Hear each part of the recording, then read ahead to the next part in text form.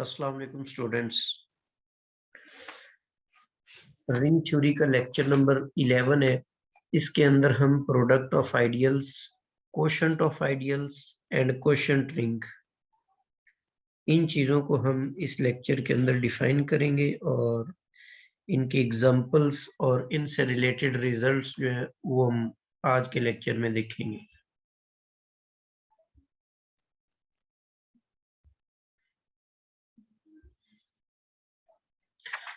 Ji, first of all हम define करते हैं प्रोडक्ट ऑफ आइडियल्स।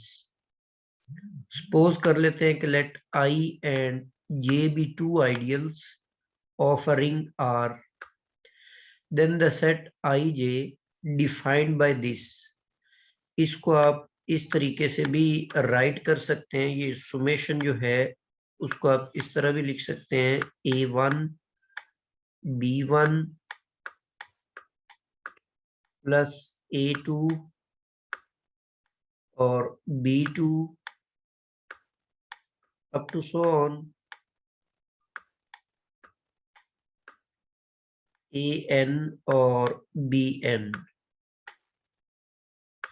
मतलब ये जो आपके पास सुमेशन है ये फाइनाइट होना चाहिए, जबकि ए आई जो है ये सारे के सारे आई को बिलोंग करें और जो बी आई हैं वो सारे के सारे जे को बिलोंग कर जाए। दूसरे लफ्जों में आपने करना ये होगा कि फर्स्ट आइडियल में से एलिमेंट्स पिक करने हैं और सेकंड आइडियल में से भी एलिमेंट्स पिक करने हैं और उनको आपस में आपने मल्टीप्लाई करवा के उन तमाम टर्म्स का फाइनाइट सम बनाते जाने। कंडीशन ये है कि ये सुमेशन जो है ये इनफाइनाइट ना हो, तो उस तरीके से बनने वाला ये जो सेट है ये sum of ideals I and J कहलाता है। यहां पर कंडीशन ये सुमेशन इज फाइनाइट।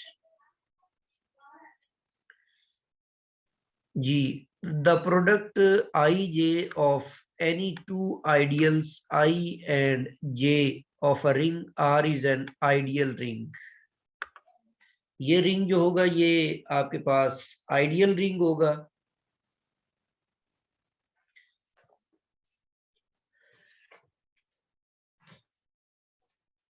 जी, दूसरा आपके पास रिजल्ट ये है कि let I and J be ideals. I और जे जो है ये दोनों आइडियल्स हैं उस रिंग किसी भी रिंग आर के।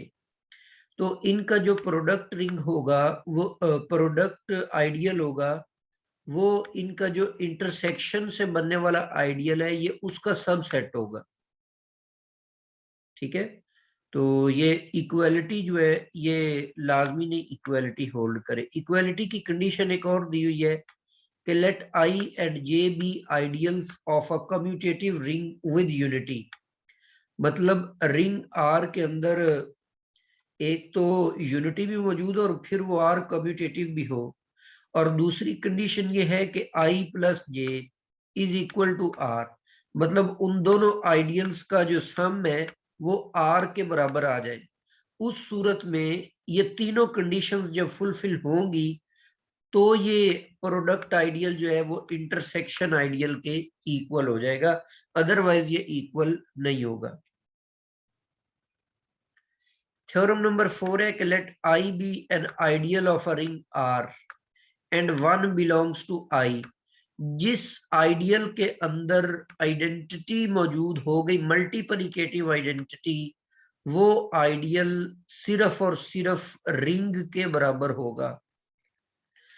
इन अदर वर्ड्स, कोई भी आप रिंग का आइडियल मालूम करते हैं तो आइडियल के अंदर कभी भी वन मौजूद नहीं होगा। जो मल्टीप्लिकेटिव आइडेंटिटी है वो मौजूद नहीं होगी अगर तो वो प्रॉपर आइडियल है।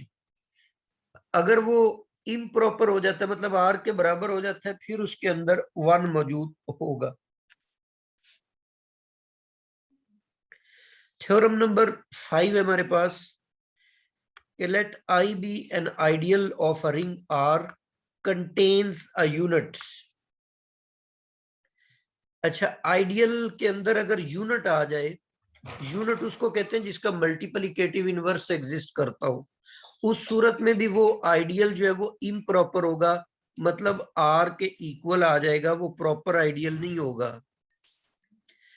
तो दो कंडीशंस हमारे पास आ गई इम्प्रॉपर आइडियल की, मतलब एक तो आइडियल के अंदर मल्टीप्लिकेटिव आइडेंटिटी एग्जिस्ट नहीं करती प्रॉपर आइडियल में, और दूसरा प्रॉपर आइडियल के अंदर यूनिट भी एग्जिस्ट नहीं करता।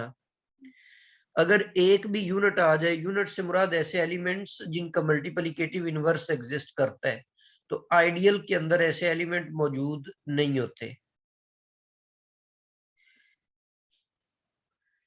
टर्म नंबर 6 है, अगर आपके पास आइडियल्स है आई जो जनरेट हो रहा है इंटीजर m से, और जे एक आइडियल है जो इंटीजर n से जनरेट हो रहा है, ये दो आइडियल्स आपके पास है रिंग ऑफ इंटीजर्स के अंदर। तो इन दोनों का प्रोडक्ट मालूम करने का तरीका ये होगा कि इनके जो जनरेटर्स होंगे m और n, इन दोनों के प्रोडक्ट से जो आइडियल जनरेट होगा बेसिकली वो आइडियल आई जे जो है वो बना देगा। मिसाल के तौर पे, अच्छा ये आइडियल्स जो है ये जी के अंदर, इनको आप इस तरीके से भी राइट कर सकते हैं 3z और 4z, ठीक है। ये कम्यूटेटिव, और ये मैंने आपको प्रीवियस लेक्चर में बताया था। वैसे तो ये डिफरेंट होते हैं, लेकिन अगर वो कम्यूटेटिव हो और उसके अंदर यूनिटी मौजूद हो तो फिर आप उनको इसके इक्वल ले सकते हैं।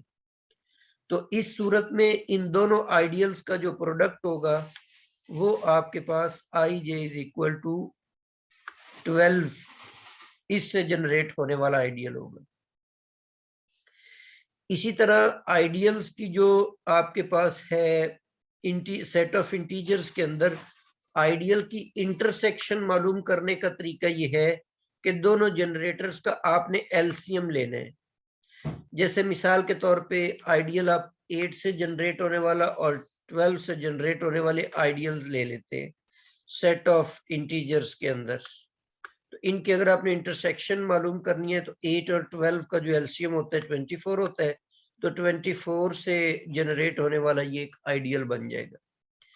अच्छा, प्रीवियस लेक्चर के अंदर मैंने आपको ये भी बताया था कि NZ और MZ, इनसे इनका जो सम होता है वो इक्वल किसके होता है, वो इक्वल हो जाता है GCD of M and N। इन दोनों के GCD के बराबर होता है। तो ये तीनों ऑपरेशंस मैंने आपको बता दिए। सम को आप GCD से जनरेट करवाएंगे और प्रोडक्ट को आप उनके प्रोडक्ट से ही जनरेट करवाएंगे, और इंटरसेक्शन को आप LCM से जनरेट करवाएंगे। एक ऑपरेशन और भी होता है, उसको हम आगे चलकर पढ़ते हैं। तो क्वोशंट ऑफ आइडियल्स, इस तरह से हम उसको डिफाइन करेंगे। तो आगे चलते हैं, इनकी कुछ और इनसे रिलेटेड प्रोडक्ट से रिलेटेड रिजल्ट्स हैं जी। अच्छा, यहाँ पर एक सम से रिलेटेड भी रिजल्ट है, इसको भी देख लें कि sum of left ideal and right ideals may not be ideal. जो लेफ्ट और राइट आइडियल्स होते हैं उनका जो सम होता है वो लाजमी नहीं कि आइडियल भी हो। इसकी ये एग्जांपल है कि यू आपके पास एक 2x2 मैट्रिसेस का एक ऐसा सेट है जिसके अंदर फर्स्ट कॉलम जो है वो नॉन जीरो है और सेकंड कॉलम जो है वो जीरो है। तो ये हम ऑलरेडी इस एग्जांपल को देख चुके हैं कि ये लेफ्ट आइडियल होता है। इसी तरह फर्स्ट रो को नॉन जीरो लेते हैं तो सेकंड रो को जीरो ले लेते हैं, तो ये आपके पास एक राइट आइडियल होता है।